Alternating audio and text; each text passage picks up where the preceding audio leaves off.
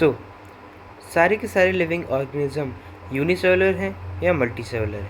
Unicellular मतलब कि एक सिंगल सेल जो परफॉर्म करती है सारे एसेंशियल फंक्शंस अपनी लाइफ के, जैसे डाइजेशन, रेस्पिरेशन, रिप्रोडक्शन। और मल्टीसेलुलर की बात करें तो same function is perform by a group of cells in a well coordinated manner. तो इसमें एग्जांपल है आपका एक सिंपल ऑर्गेनिज्म का जो है हाइड्रा। हाइड्रा में डिफरेंट टाइप की सेल्स देखने को मिलती हैं और हर टाइप में हज़ारों सेल हैं। और ह्यूमन बॉडी की बात करें तो इसमें बिलियंस ऑफ सेल हैं, लेकिन अगर cell the unit of chapter खोल के देखो तो वहाँ ट्रिलियंस ऑफ सेल लिखा है। वैसे बिलियंस आपस में ही मिलकर ट्रिलियन बनी जाती है। Now cells basic unit of life है। सेल से टिश्यू बनता है।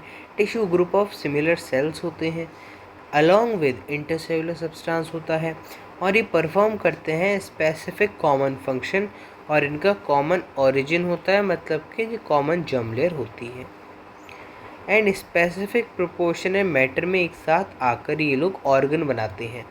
ऑर्गन की एग्जांपल सब जानते हैं, जैसे stomach, liver, lungs, kidney, heart. अब यही ऑर्गन एक साथ में आकर कॉमन फंक्शन परफॉर्म करते हैं और फिज़िकल और केमिकल इंटरेक्शन होता है। या तो फिज़िकल और केमिकल इंटरेक्शन दोनों होंगे, या तो केवल फिज़िकल और केमिकल में से कोई एक होगा। या तो फिज़िकल इंटरेक्शन होगा ऑर्गन्स का या केमिकल इंटरेक्शन होगा ऑर्गन्स का, या फिर दोनों होंगे। तो ये सब करके ये सारे ऑर्गन आपस में मिलकर ऑर्गन सिस्टम बना लेते हैं।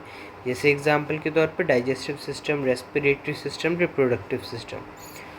तो ग्रुप ऑफ सेल्स हम समझ गए थे, ग्रुप ऑफ सिमिलर सेल होती हैं एक टिश्यू में। इंटरसेलुलर सब्सटेंस होता है। इंटरसेलुलर सब्सटेंस क्या होता है सर? मतलब कि वो सारा माल मटेरियल जो दो सेल के बीच में प्रेजेंट होता है और हम उसे एक्स्ट्रा सेलुलर सब्सटेंस भी बोलते हैं। एक्स्ट्रा क्यों बोला? क्योंकि सेल के बाहर है। ह्यूमन बॉडी की बात करें तो human body division of labour show करती है। लेबर का मतलब होता है वर्क, मतलब कि काम बांटना आता है। हमारी ह्यूमन बॉडी को काम बांटा जाता है बॉडी में। अब स्ट्रक्चर ऑफ सेल जो होता है वो वेरी करता है उसके फंक्शन के साथ। स्ट्रक्चर मतलब शेप अलग अलग हो सकती है सेल्स की, उनके अलग अलग फंक्शन के अकॉर्डिंग।